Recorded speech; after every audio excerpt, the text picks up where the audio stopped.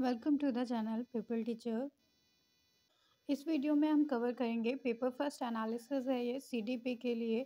तो जो 2013 में जो पेपर हुआ है सीटेट का, उसमें हम सीडीपी के पार्ट को एनालाइज करेंगे। ये आपका पेपर था 2013 के लिए सीटेट का। प्राथमिक स्तर पर यानी कि प्राइमरी लेवल पर फर्स्ट टू फिफ्थ के लिए ये पेपर आता है। और ये जो एग्ज़ाम डेट थी वो हुई थी 28 जुलाई को ये पेपर हुआ था 2013 में। तो इसमें हम कवर करेंगे सीडीपी यानी कि बाल विकास एंड शिक्षा शास्त्र के पार्ट को। तो यहाँ पर CDP child development and pedagogy के पार्ट को डिस्कस किया जाएगा। स्टार्ट करते हैं फर्स्ट क्वेश्चन से।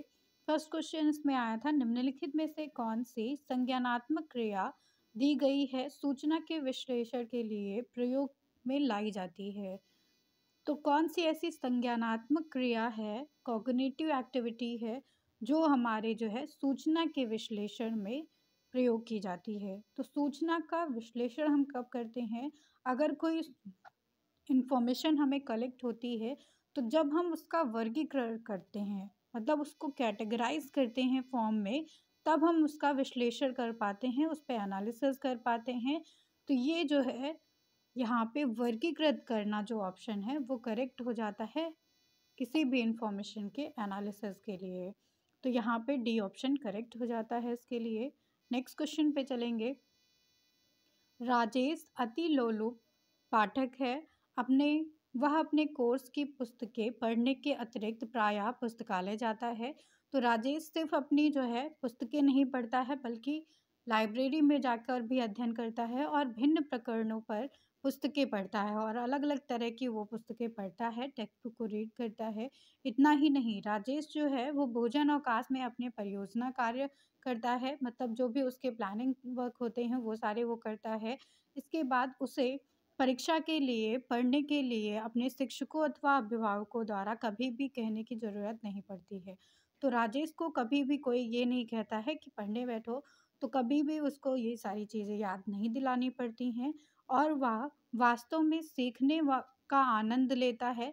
तो राजेश जो वर्क करता है उसको जो है एंजॉय करता है। उसे डैश के रूप में सर्वाधिक बेहतर रूप से वर्णित किया जा सकता है। इसका मतलब हो जाता है कि राजेश जो है वो आंतरिक रूप से अभिप्रेरित शिक्षार्थी है। उस मतलब कि उसका जो है सेल्फ मोटिवेशन है हर एक चीज़ को करने के पीछे। यानी कि राजेश जो है वो किसी के कहने सुनने में नहीं चलता है, उसकी खुद की एक थिंकिंग है, खुद के विचार हैं और वो खुद से जो है अभिप्रेरित है, मोटिवेटेड है हर एक काम को करने के लिए। ये ऑप्शन यहाँ पे करेक्ट हो जाता है इसके लिए। तो सीटेट में मेनली ऐसे क्वेश्चंस आते हैं जिसमें आपको सिचुएशन हैंडलिंग के बारे में बताना होगा। तो आप वहाँ पे अपने आप को एज अ टीचर भी देखते हैं, एज अ स्टूडेंट भी देखते हैं, तब आप एनालिसिस कर पाते हैं उस सिचुएशन का। नेक्स्ट क्वेश्चन आपको यहाँ पे थर्ड नंबर पे दिया गया है। यदि पूर्व प्राथमिक स्तर की बात की जा रही है, बच्चों पर खोज करने की अनुमति दे दी जाए, वे संतुष्ट हो जाते हैं। तो बच्चे जो हैं अनुमति अगर उनको दी जाती है किसी भी खोज के लिए तो वो संतुष्ट हो जाते हैं। जब उन्हें हतोत्साहित किया जाता है तो वे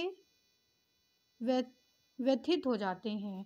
वे ऐसा डैश की उनकी अभिप्रेरणा के कारण करते हैं।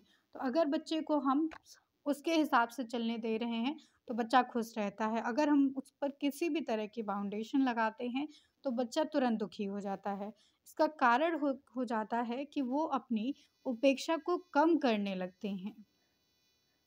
बी ऑप्शन यहाँ पे करेक्ट हो जाता है।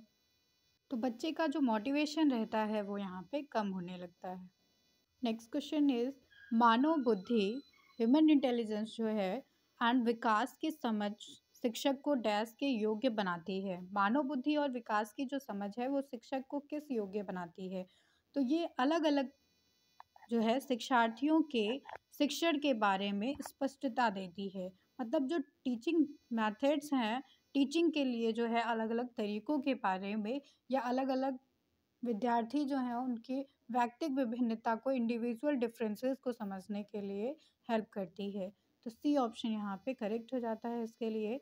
नेक्स्ट क्वेश्चन पे चलते हैं। निम्नलिखित में से कौन-सा सत्य है? इनमें से कौन-सा सत्य है आपको बताना है। तो यहाँ पे फर्स्ट ऑप्शन दिया गया है कि शिक्षक द्वारा प्रश्न पूछना संज्ञानात्मक विकास में बाधक है। ये गलत हो जाता है क्योंकि जब शिक्षक प्रश्न करेंगे तभी बच्चा जो है अपनी इमेजिनेशन को जो है बढ़ाता है। नेक्स्ट क्वेश्चन है यहाँ पे कि विकास और सीखना समाज सांस्कृतिक संदर्भों से अप्रभावित रहते हैं। सी ऑप्शन हो जाता है कि शिक्षार्थी एक निश्चित तरीके से ही सीख सकता है, तो ये भी गलत हो जाता है यहाँ पे। नेक्स्ट क्वेश्चन है कि खेलना संज्ञान और सामाजिक दक्षता के लिए सार्थक है, तो एकदम करेक्ट हो जाता है ये कि जब बच्चे खेलते हैं तो उनका जो है कॉग्निटिव डेवलपमेंट भी होता है, उनके जो है मानसिक विकास के लिए भी वो चीज़ अच्छी होती है और साथ ही साथ वो अपने पेयर ग्रुप में खेलते हैं, इसलिए उसमें जो है सामाजिक बदलाव भी बच्चे में देखने को मिलते हैं। तो डी ऑप्शन यहाँ पे करेक्ट हो जाता है। नेक्स्ट क्वेश्चन आ जाता है यहाँ पे कि बच्चे के विकास में अनुवांशिकता तथा वातावरण की भूमिका के बारे में निम्नलिखित में से कौन सा कथन सत्य है। तो जहाँ पर हेरिडिटी और एनवायरनमेंट की बात की जाएगी वहाँ पे आपको कौन सा क्वेश्चन जो है चुनना है, ये आपको इसमें देखना पड़ेगा। तो यहाँ पे बताया गया है कि आनुवंशिकता और वातावरण दोनों बच्चे के लिए जो है 50-50% का योगदान देते हैं, या फिर समवयस्कों या और पितरौक यानी कि जीन्स जो होते हैं का अब सापेक्ष योगदान योगात्मक नहीं होता है। तो यहाँ पे जो बी ऑप्शन दिया गया है उसमें बताया गया है कि इसके लिए बच्चे के विकास के लिए जो है आनुवंशिकता और वातावरण की भूमिका के लिए समवयस्कों और पितरैक यानी कि जीन्स का सापेक्ष योगदान जो है योगात्मक नहीं होता है। तो ये ऑप्शन यहाँ पे करेक्ट हो जाता है कि इसके लिए जो बच्चे का डेवलपमेंट है वो उसकी जो है आनुवंशिकता पर डेवलप करता है, डिपेंड करता है, और साथ ही साथ जो वातावरण के जो है इन्वायरमेंट के जैसे फैक्टर हैं उन पे डिपेंड करेगा। बी ऑप्शन इसलिए यहाँ पे करेक्ट है। नेक्स्ट क्वेश्चन पे चलते हैं। समाजीकरण है, समाजीकरण क्या है? तो सामाजिक मानदंडों में परिवर्तन करना या शिक्षक और पढ़ाए जाने के बीच में संबंध होना, या फिर समाज के आधुनिकीकरण की प्रक्रिया और समाज के मानदंडों के साथ अनुकूलन।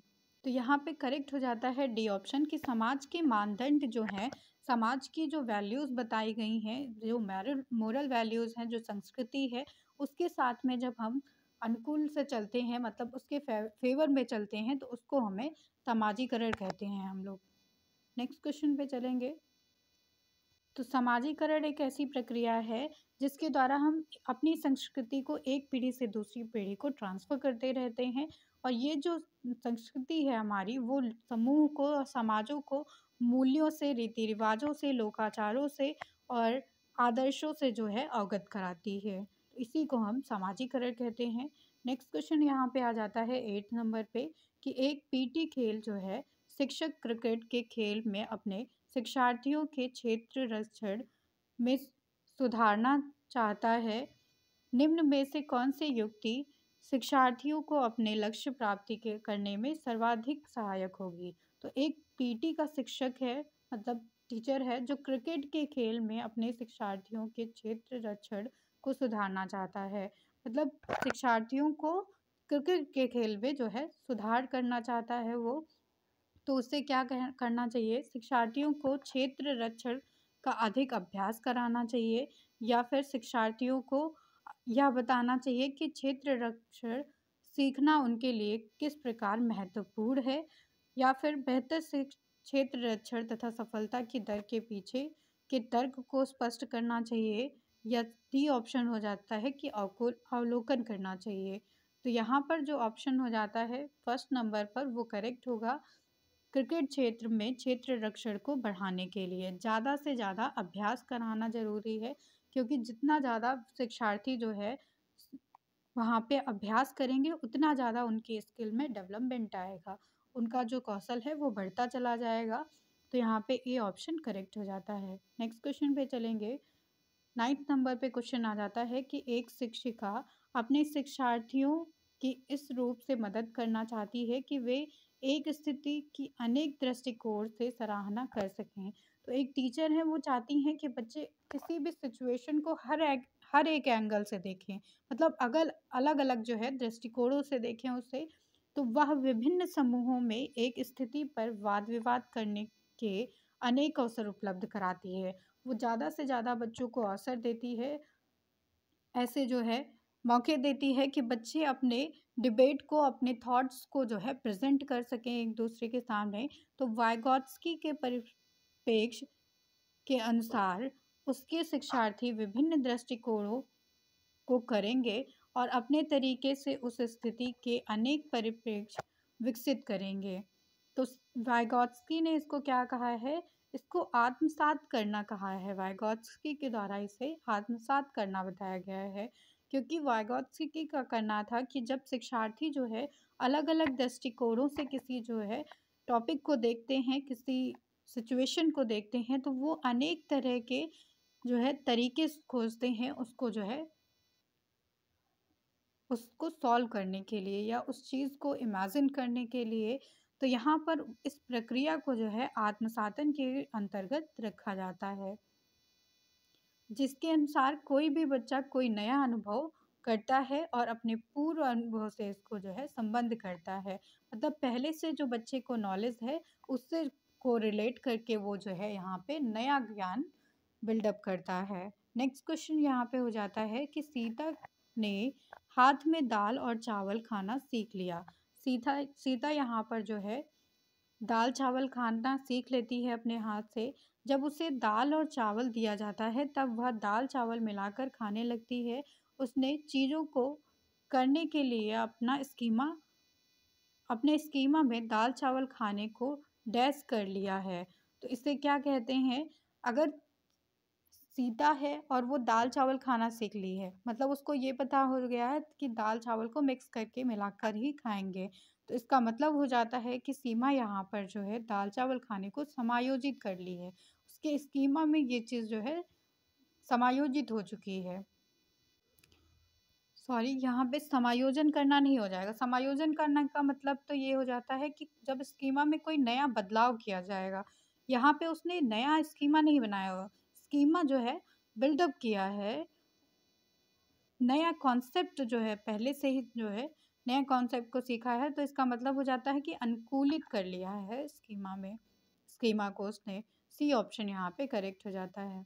स्कीमा से क्या मतलब हो जाता है? तो स्कीमा का मतलब होता है कि एक मानसिक संरचना है, हमारी जो है थिंकिंग इमेजिनेशन होती है, ये एक स्ट्रक्चर होता है जो है मेंटल स्ट्रक्चर होता है ये एक तरह से, जो हमारे दिमाग में जो है सूचनाओं को यानी कि नॉलेज को जो है रखता है, संगठित करता है। ये जो स्कीमा है वो 2 प्रकार का होता है, साधारण और जटिल। अतः सीता ने हाथ से जो दाल चावल खाना सीखा था, उसको जो है जब उसे दाल और चावल दिया जाता है तो वह दाल चावल मिलाकर खा लेती है। इसका मतलब हो जाता है कि सीता ने यहाँ पर दाल चावल खाने को अनुकूलित कर लिया है। इसी को जो है स्कीमा कहा जाता है। नेक्स्ट क्वेश्चन है यहाँ पे 11 नंबर पे, डैश के अतिरिक्त बुद्धि के निम्नलिखित पक्षों को स्टेनबर्ग ने त्रियंत्र सिद्धांत से संबोधित किया है। तो स्टेनबर्ग के द्वारा सामाजिक जो है त्रियंत्र सिद्धांत दिए गए हैं, जिसमें 3 घटक उनके द्वारा बताए गए हैं स्टेनबर्ग के द्वारा। तो स्टेनबर्ग ने बुद्धि के त्रियंत्र सिद्धांत दिए हैं। इनके अनुसार ये बताया गया कि तर्क करते समय व्यक्ति के मन में क्या होता है और वह सूचनाओं को किस ढंग से प्रकृत करता है, यही बुद्धि होती है।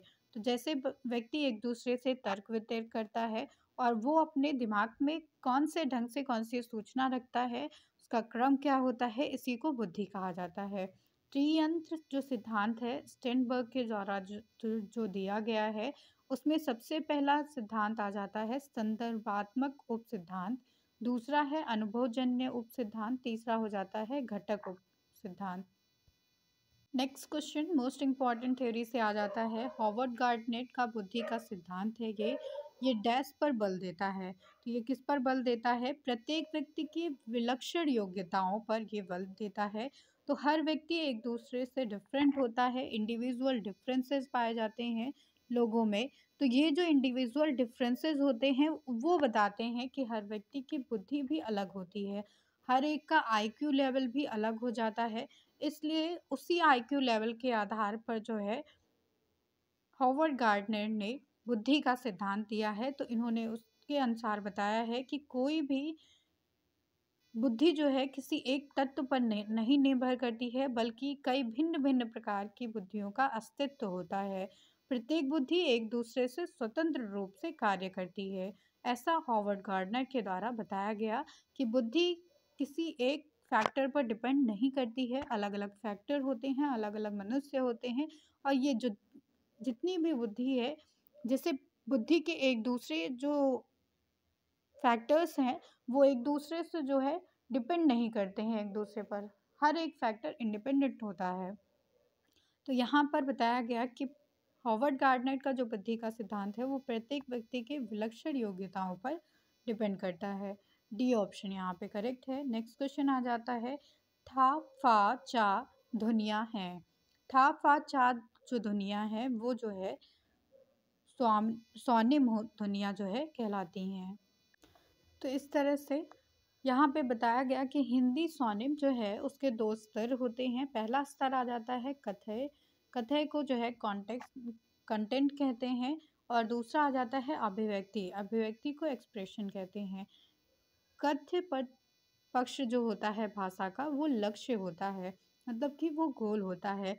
और जो अभिव्यक्ति है यानी कि एक्सप्रेशन है वो एक साधन होता है इसके कथ्य के लिए, कंटेंट के लिए एक साधन माना जाता है इसको। अभिव्यक्ति के दो मूलभूत इकाइयाँ होती हैं। अभिव्यक्ति की जो दो मूलभूत इकाइयाँ हैं एक्सप्रेशन की, वो पहली हो जाती है स्वनिम, दूसरी है रूपिम। तो इन दोनों में से स्वनिम अपेक्षाकृत अधिक मूलभूत इकाई मानी जाती है। अतः इसमें था फा चा स्वनिम ध्वनियाँ कही गई हैं।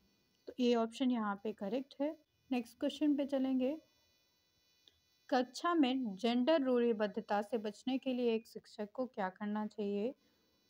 तो शिक्षक को यहाँ पर लड़के और लड़कियों दोनों को एक साथ जो है अपारंपरिक भूमिकाओं में रखना चाहिए। तो बच्चे एक साथ जब कार्य करते हैं तो वो वहाँ पर जेंडर रूढ़िबद्धता यानी कि जेंडर बायसनेस को जो है भूल जाते हैं, और उनमें ऐसी भावना जो है उपलब्ध नहीं होती है। नेक्स्ट क्वेश्चन यहाँ पे आ जाता है, विद्यालयों को किसके लिए व्यक्तिगत विभिन्नताओं को पूरा करना चाहिए? तो विद्यालय को किसके लिए व्यक्तिगत विभिन्नताओं को पूरा करना चाहिए? तो यहाँ पर डी ऑप्शन करेक्ट हो जाता है कि यह समझने के लिए कि क्यों शिक्षार्थी सीखने के योग्य या अयोग्य है। तो व्यक्तिगत विभिन्नताएं इसके लिए जरूरी हो जाती हैं। डी ऑप्शन यहाँ पे करेक्ट है। नेक्स्ट क्वेश्चन आ जाता है, शिक्षार्थियों में व्यक्तिगत विभिन्नताओं को संबोधित करने के लिए एक विद्यालय किस प्रकार का सहयोग उपलब्ध करवा सकता है? तो यहाँ पर बाल केंद्रित पाठ्यचर्या का पालन करना चाहिए और शिक्षार्थियों को सीखने के लिए अनेक अवसर उपलब्ध कराने चाहिए। बी ऑप्शन यहाँ पे करेक्ट हो जाता है इसके लिए। नेक्स्ट क्वेश्चन आपका मूल्यांकन से आ जाता है, एवेल्युएशन से। सीसीई के बारे में पूछा जा रहा है। सतत एवं व्यापक मूल्यांकन डैश पर बल देता है। सतत एवं व्यापक मूल्यांकन जो होता है वो सीखने को किस प्रकार अवलोकित किया जाए, मतलब इसका असेसमेंट कैसे किया जाए, रिकॉर्ड कैसे बनाया जाए, उसमें सुधार किस प्रकार किया जाए, उससे हम कहते हैं सीसीई सतत एवं व्यापक मूल्यांकन। सतत एवं व्यापक मूल्यांकन का मतलब हो जाता है कि जब हम सीख रहे होते हैं उसी दौरान जो है इसका जो है मूल्यांकन किया जाता है पार्ट पार्ट में, तो उसको हम सीसीई का प्रोसेस कहते हैं।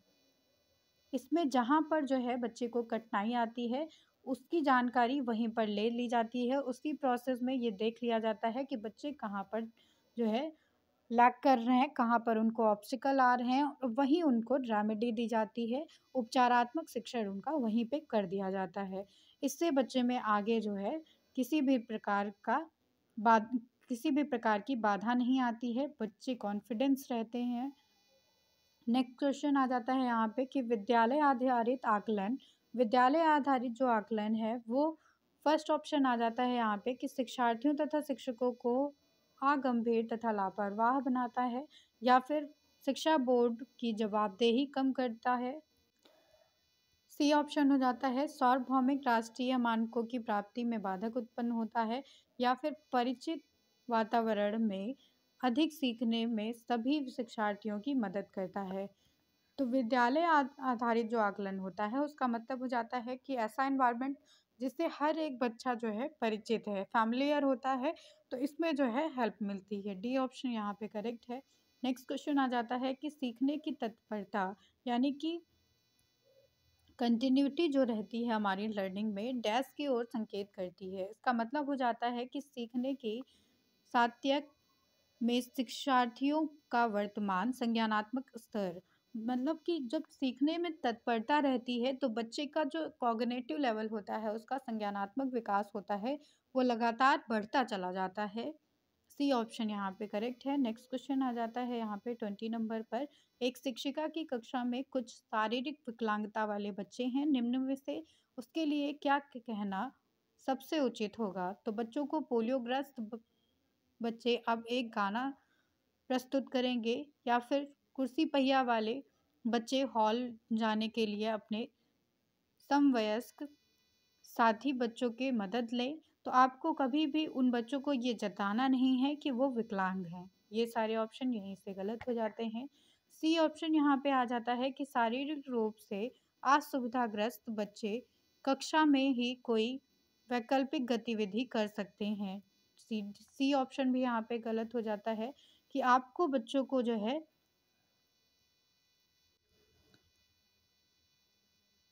तो सी ऑप्शन यहाँ पे शारीरिक रूप से असुविधाग्रस्त बच्चों के लिए बता रहा है कि उनको यहाँ पे हेल्प दी जा रही है कि वो यहाँ पे कोई वैकल्पिक गतिविधि कर सकते हैं, कोई अल्टरनेट जो है एक्टिविटी कर सकते हैं क्लासरूम में। तो ये उनके लिए बाधक नहीं होगा, हेल्पफुल रहेगा। ये बच्चों के अकॉर्डिंग सिचुएशन है। डी में बोला जा रहा है कि मोहन जो है खेल के मैदान में जाने के लिए अब आप अपने बैसाखियों का प्रयोग क्यों नहीं करते हैं? तो आपको बच्चों से ऐसे नहीं बोलना है। आप जब भी बच्चों से बोलेंगे तो उनके अनुसार, उनके फ़ैमिलियरिटी के अनुसार और उनकी सुविधा के अनुसार जो भी उनके लिए सूटेबल होगा, जो भी उनके लिए हेल्पफुल होगा, आप उस चीज़ को उनसे बोलेंगे, वो एक्टिविटी आप उनसे कराते हैं। कभी भी बच्चों को ये नहीं रियलाइज़ कराना है कि वो डिसेबल चाइल्ड हैं। नेक्स्ट क्वेश्चन आ जाता है यहाँ पे, डैश के अतिरिक्त निम्नलिखित सभी का के कारण अधिगम अक्षमता उत्पन्न होती है। सांस्कृतिक कारक, तो सांस्कृतिक कारक कभी भी नहीं हो सकता है। ए ऑप्शन यहाँ पे अलग हो जाता है। संवेगात्मक विघ्न के द्वारा हो सकता है, सेरेब्रल डिफिशेंसी के द्वारा हो सकता है, और व्यवहारगत विघ्न के द्वारा भी हो सकता है, लेकिन कभी भी सांस्कृतिक कारकों से जो है डिसेबिलिटी नहीं आती है, लर्निंग डिसेबिलिटी नहीं आ सकती है। नेक्स्ट क्वेश्चन है यहाँ पे, एक समावेशी विद्यालय इंक्लूसिव स्कूल की बात की जा रही है, जहाँ पर फर्स्ट ऑप्शन है कि शिक्षार्थियों की नियोग्यता के अनुसार। तो नियोग्यता की बात हो गई यहाँ पर, ये ऑप्शन ऐसे ही गलत हो गया। नेक्स्ट क्वेश्चन आ जाता है कि शिक्षार्थियों की क्षमता की परवाह किए बिना, ये भी गलत हो गया। जब शिक्षार्थी को आप इम्पोर्टेंस ही नहीं देंगे तो यहाँ पे समावेशी कक्षा की बात नहीं हो सकती है, विद्यालय की बात नहीं हो सकती है। तो यहाँ पे बी ऑप्शन करेक्ट होगा कि शिक्षार्थियों की जो क्षमताएं हैं उसकी परवाह किए बिना सभी अधिगम परिणामों को सुधारने के लिए प्रतिबद्ध कर होता है। तो यहाँ पर बच्चों की क्षमताओं को हम देखते हैं, लेकिन उसमें हर एक बच्चा शामिल होगा, हर एक बच्चे के लिए कार्य किया जाएगा, उसको जो है अधिगम परिणाम उपलब्ध कराए जाएंगे। बी ऑप्शन यहाँ पे करेक्ट हो जाता है। इसमें किसी भी इंडिविजुअल को हम नहीं देखेंगे। नेक्स्ट क्वेश्चन है यहाँ पे, प्रतिभाशाली शिक्षार्थियों को, तो प्रतिभाशाली जो बच्चे होते हैं, गिफ्टेड चाइल्ड, उनको ऐसे सहयोग की आवश्यकता होती है, उनको ऐसी नीड होती है जो सामान्य विद्यालयों द्वारा उपलब्ध नहीं कराए जा सकते हैं। तो कोई जर्नल स्कूल जो होंगे वो उनको ऐसी फैसिलिटीज़ प्रोवाइड नहीं कर सकते हैं। बी ऑप्शन यहाँ पे करेक्ट है। नेक्स्ट क्वेश्चन पे चलेंगे। 24 क्वेश्चन यहाँ पे आ जाता है, डैश के कारण प्रतिभाशालता होती है।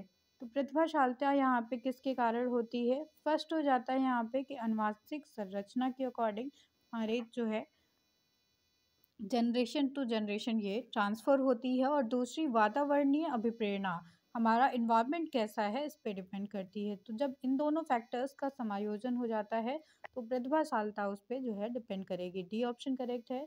नेक्स्ट क्वेश्चन आ जाता है कि बच्चों में सीखने और सुनने के लिए अधिगम योग्य वातावरण के लिए निम्नलिखित में से कौन सा उपयुक्त है। तो बच्चों को ऐसा जो है एनवायरनमेंट देना जो उनके लिए फेवरेबल रहे। तो यहाँ पे फर्स्ट ऑप्शन आ जाता है कि शिक्षार्थियों को कुछ या छूट देना कि क्या सीखना है और कैसे सीखना है, या लंबे समय तक उनको निष्क्रिय रूप से करना, निरंतर गृह कार्य देते रहना, या फिर सीखने वाले द्वारा व्यक्तिगत कार्य करना। तो यहाँ पर ए ऑप्शन करेक्ट हो जाता है, सबसे बेस्ट आंसर है ये। नेक्स्ट क्वेश्चन यहाँ पे आ जाता है गतिक कौशलों में अधिगम निर्योग्यता डैश कहलाती है। तो गतिक कौशल में जब किसी भी तरह की जो है डिफ़िकल्टी होती है उसको हम डिस्प्रैक्सिया कहते हैं। बी ऑप्शन यहाँ पे करेक्ट हो जाता है। डिस्प्रैक्सिया में जो बच्चा होता है वो अपनी गति और समय में जो है समायोजन नहीं कर पाता है, कोऑर्डिनेशन नहीं कर पाता है, जिसके कारण वह तेजी से आती हुई गेंद को नहीं पकड़ पाता है। तो इसको, जबकि जो डिस्फेजिया है इस पे भाषा विकार होते हैं, डिसकैल्कुलिया में गणना विकार होते हैं कैलकुलेशन से संबंधित, और डिसलेक्सिया जो है वो पठन विकार होता है। तो ये लर्निंग डिसेबिलिटीज़ होती हैं। नेक्स्ट क्वेश्चन आ जाता है कि अधिगम निर्योग्यता यानी कि लर्निंग डिसेबिलिटी जो है वो समुचित निवेश के साथ सुधार योग्य नहीं होती है, या फिर एक स्थिर अवस्था होती है, या एक चर अवस्था होती है। ये जरूरी नहीं है कि कार्य पद्धति की हानि करे। तो ये एक चर अवस्था होती है बच्चे की। सी ऑप्शन यहाँ पे करेक्ट है। चर अवस्था का मतलब हो जाता है यहाँ पर कि इसका इलाज तो नहीं हो सकता है लेकिन इसके लिए रेमेडी ज़रूर दी जा सकती है।